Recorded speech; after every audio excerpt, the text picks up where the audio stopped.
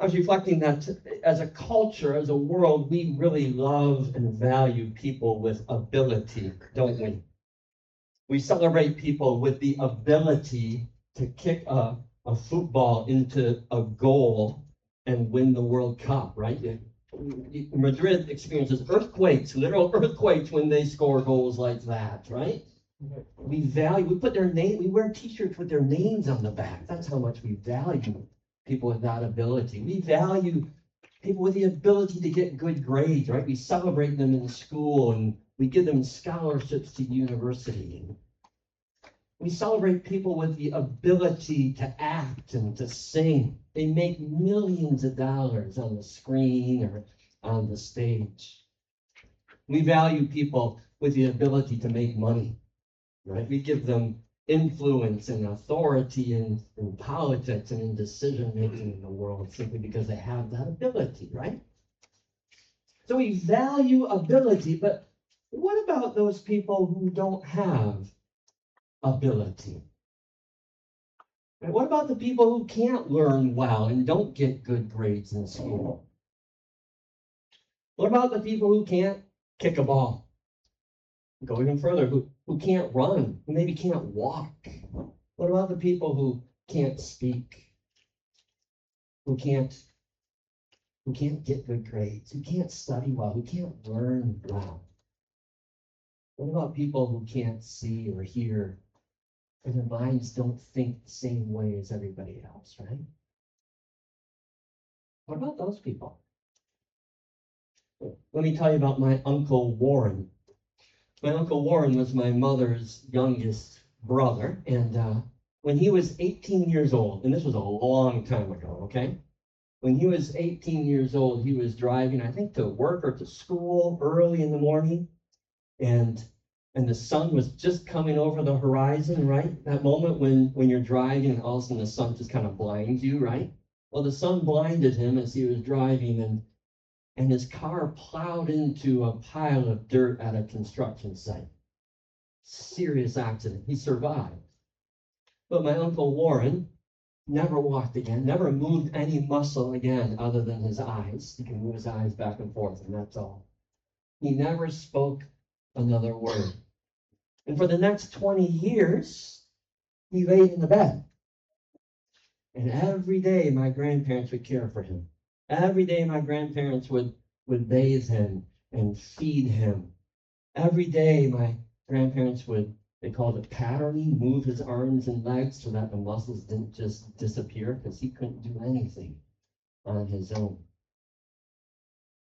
Every day, for over 20 years, until he finally passed away somewhere in his 40s. What about him? For those 20 plus years, do we value that life? So our first short story of the summer talks about that. We're going to look at 2 Samuel chapter 9, just one chapter. So you're welcome to turn there in your Bibles. It's early in the Old Testament, or on your phones as well.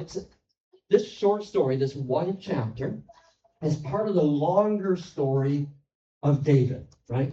And of David becoming king of Israel at this time, right? And so 20 years before this chapter, 20 years before what we're going to read, is when King Saul, the first king of Israel, died in battle. Remember, King Saul dies. His son Jonathan, David's best friend, dies along with him. And with that void in the kingdom, David rises up to become king. But it takes him 20 years to finally fight off all the competing people and to secure the borders, and 20 years of warfare to claim the throne.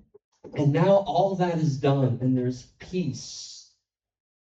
And David is the rightful king of Israel now. And you know what everybody expects David to do now?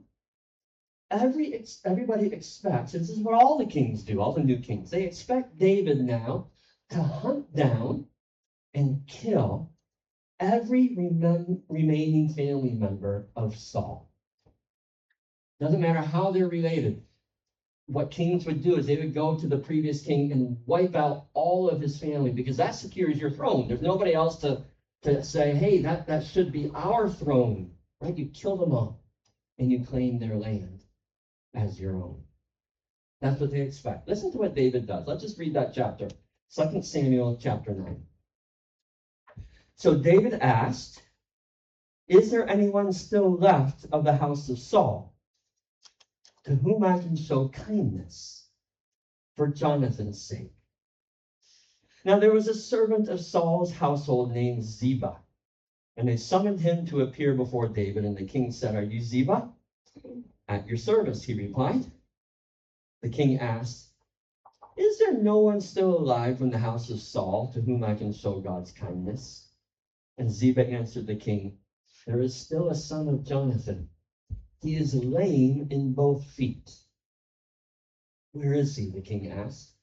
And Ziba answered, he's at the house of Machir, son of Amiel, in Lo-debar. So King David had him brought from Lo-debar, from the house of Machir, son of Amiel. When Mephibosheth, son of Jonathan, the son of Saul, came to David, he bowed down to pay him honor. And David said, Mephibosheth, at your service, he replied. Do not be afraid, David said to him. For I will surely show you kindness for the sake of your father Jonathan. I will restore to you all the lands that belonged to your grandfather Saul, and you will always eat at my table.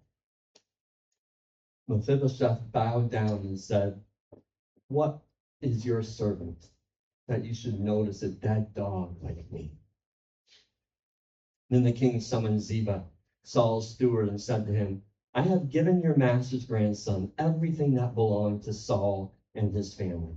You and your sons and your servants are to farm the land for him and bring in the crops, so that your master's grandson may be provided for.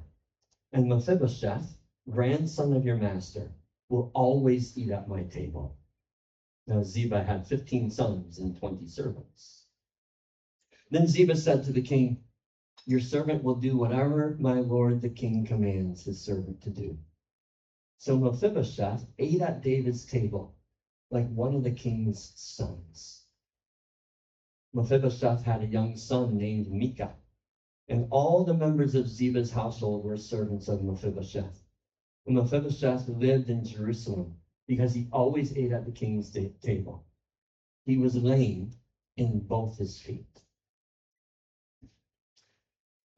All right, in this story, we get to see two opposite people, one with a very strange name, right? Mephibosheth.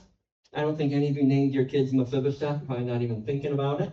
And if I make it through this whole morning without stumbling over his name, it will be a miracle. All right? Marcos and I were messaging, wondering who's going to stumble over his name more often, him or me. So we're meeting Mephibosheth and we're meeting David, and they're totally opposites. Totally opposites. In David, we see somebody with ability, right? He's a soldier. He's a fighter. He is strong. He's mighty. He is able. He is king. He has power. He has authority. He says jump and people say how high, right? He has ability to be celebrated. And standing before him, you have Mephibosheth, who is the picture of disability, right? He can't jump. He can't walk.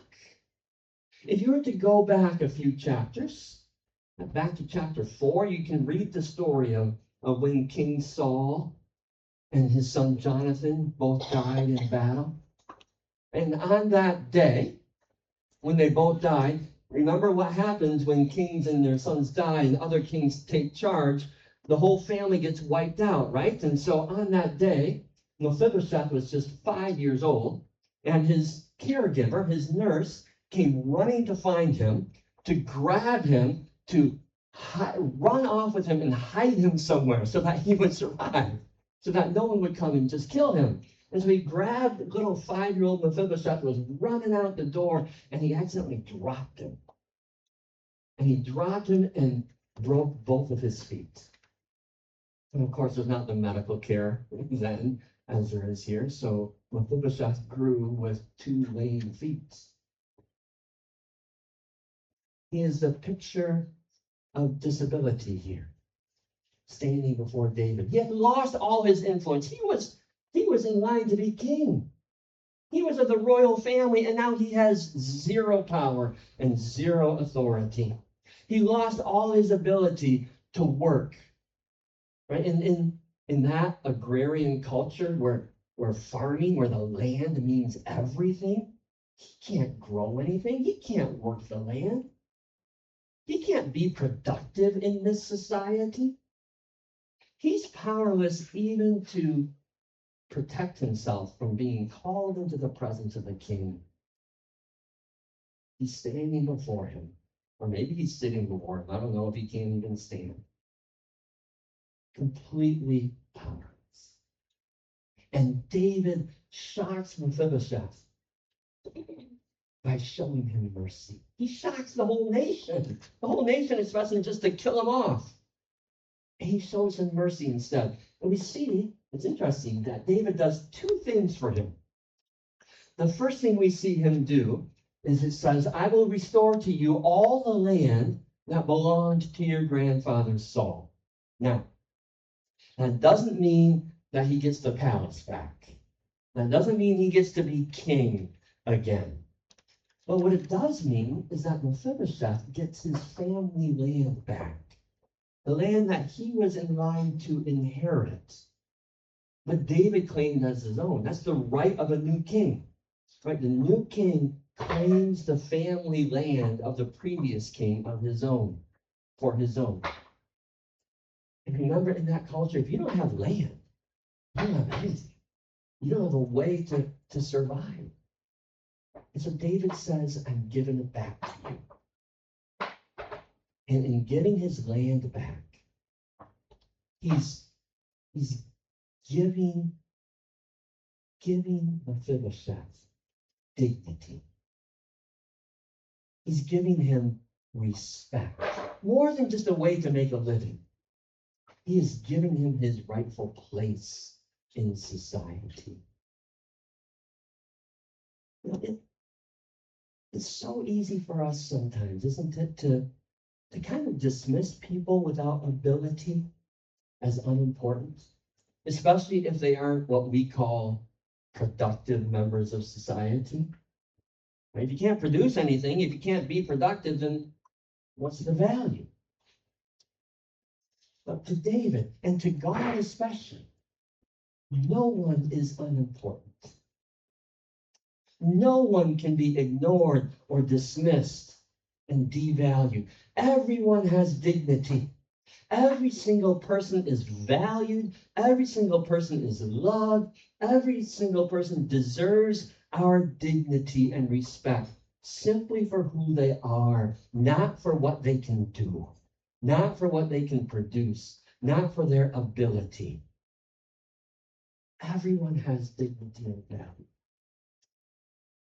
You know, I love there's an example in our own Mountainview family of giving that kind of dignity and respect.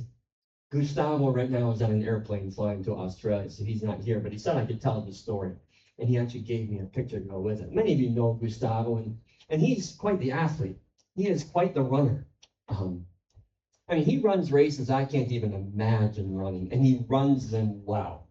Okay, anyways, he's awesome. He won't brag about it, but he deserves to brag about it, right? So he's a great runner, trains all the time. Sometimes on Sundays he's a bit late, and he comes in his running outfit, not because he was out in the mountains training, but because he goes into Madrid and he trains with a group of young people who have Down syndrome.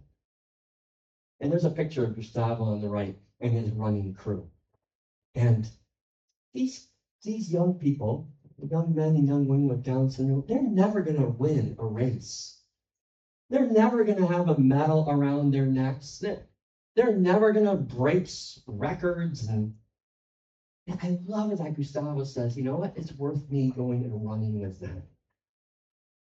I value them. I honor them, not because of their ability, but simply because of who they are. What a beautiful thing. Gustavo is living out in those moments what David models for us, the dignity that is owed everyone, no matter their ability. They matter because of who they are, not because of what they can do. So a huge gift that David gives to Mephibosheth, his dignity, right? But he doesn't stop there. Maybe we didn't register when we read it, but he goes on to do a second thing in verse 10. He says in verse 10, and you will always eat at my table. And this is absolutely stunning. Nobody would have seen this coming. This would have shocked Mephibosheth and absolutely everyone throughout the kingdom, right? He already spared Mephibosheth's life. He already gave him his dignity, and now he gives him honor. Honor.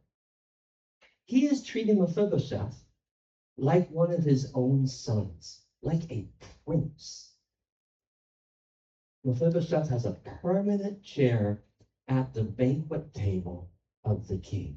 Breakfast, lunch, dinner, there's a place for him.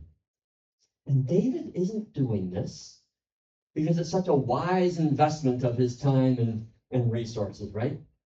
Mephibosheth is never going to produce anything for David. It's not the point, right? He's doing this because of who he was. Who is Mephibosheth? He's grandson to King Saul, son of David's best friend Jonathan. Jonathan, who was in line for the kingdom but gave it up, willingly knew he was giving it up for his friend David. This is his son. Mephibosheth has royal blood in his veins, and that's enough to honor him with a reserved place at the king's table. And you know what I want you to remember? Every single person that you see, and you can look around and see people in this room, every single person that you see has royal blood in their veins. No exceptions. Every person here, every person you see at work, even the one that frustrates you to no end, every person in your neighborhood, every person in your family, they are all children of the King. They are all children of God. They might be broken. They might have forgotten who their father is, who their king is. They might be lost and wandering, but that doesn't change who they are. They are children of the King. And God has a chair reserved for each person in his presence, at his table. There's a room in God's kingdom for them. There's a place in God's family. That doesn't have anything to do with what they can produce, what they're able to do. It is simply and profoundly who they are and who you are. And to you and to me, God says, you will always have a place at my table. There's a place of honor in my presence reserved for you. Do you believe that? Do you know that? And that honored position at God's table for you, that position doesn't change one bit by your ability or your inability. It doesn't change one bit if you have crutches or hearing aids or birth defects or learning challenges. It doesn't move you further down the table. It doesn't move you to the kids' table in the other room at this meal. No. God has the same honor for my Uncle Warren as he does for our friend Warren, who's often here, as he does for Warren Buffett, who's a billionaire in the United States. It doesn't matter. All Warrens are the same to him. All people are his children. All. So before, as we're tempted to do, right? Before we make this us versus them distinction, right? Between those who are able and those who have a disability, let's be very clear that every single one of us, when we stand before God, like Mephibosheth was standing before David, when we stand before God, we stand there disabled. We stand before God just like Mephibosheth stood before David. And we are so tempted to think that we come with our ability before God, right? That God has to see what I do for him and be impressed and say, well done, well done. We like to think that we're good enough and lovable enough that God should celebrate us. But the truth is, when I stand before God, I stand there completely disabled. And you do too. Paul reminds us of that in Romans chapter 3. Can't get much clearer. Let me read those verses. He says, there is no one righteous, not even one. There is no one who understands. There is no one who seeks God. All have turned away. They have together become worthless. There's no one who does good, not even one. Their throats are open graves. Their tongues practice deceit. The poison of vipers is on their lips. Their mouths are full of cursing and bitterness. Their feet are swift to shed blood. Ruin and misery mark their ways, and the way of peace they do not know. There is no fear of God before their eyes. And this line is rather sobering, isn't it? No one will be declared righteous in God's sight by the works of the law. No one will be declared able on their own. Our sin has so crippled us spiritually that we are unable to do anything to impress God. Paul's pretty clear. He says that all of us, can do absolutely nothing on our own.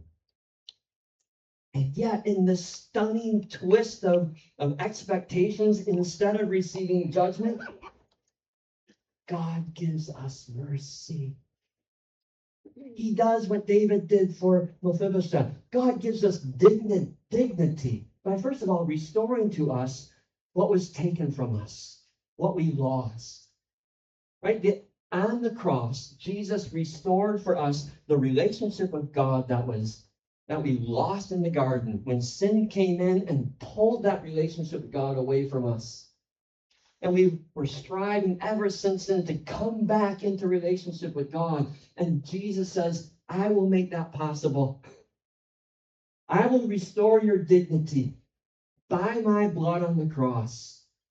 You can be washed clean. Your sin can be washed away. And you can be in a relationship with God again. In grace, God gives us our dignity again. And he honors us. He gives us honor.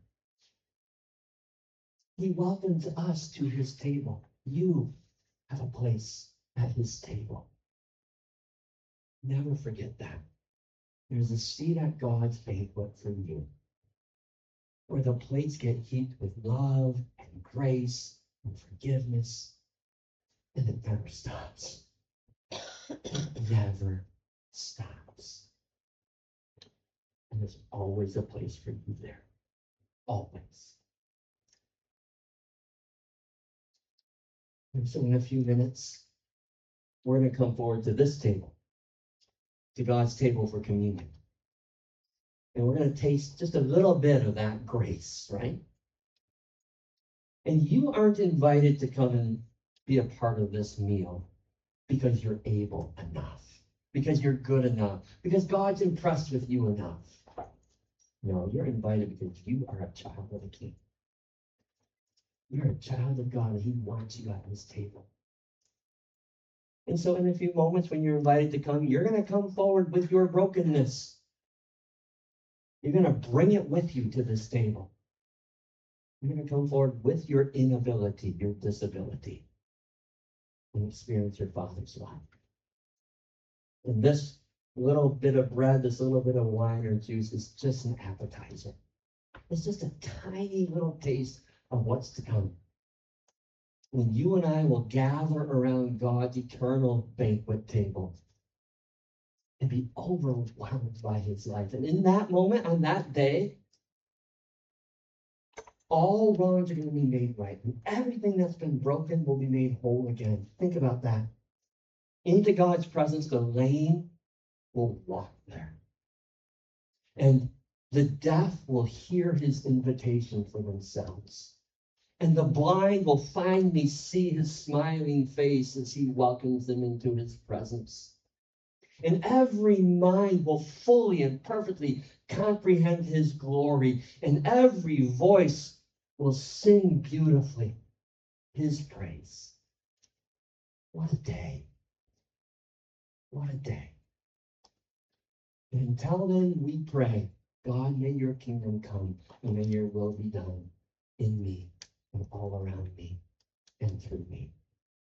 Let me love your people like you love them, not because of what they can do, but because of who they are in you. And until that day, we make a place for everyone to belong in the family of God. Would you pray with me?